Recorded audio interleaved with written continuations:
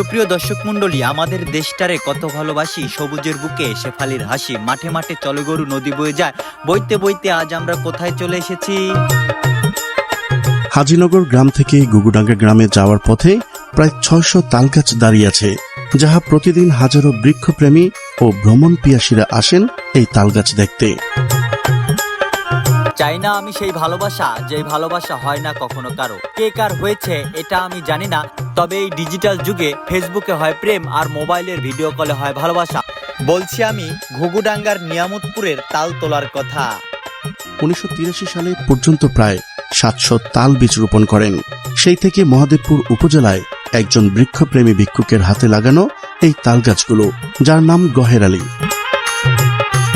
ও সোনা বন্ধুগণ, দিলাম তোমাদের নিমন্ত্রণ, আইসেন আমাদের হাজার হাজার সারি সারি তালতলায়। এখানে সৌন্দর্যর নাই শেষ, এই ঘুঘুডাঙ্গার তালতলা কাঁপাচ্ছে এখন বাংলাদেশ।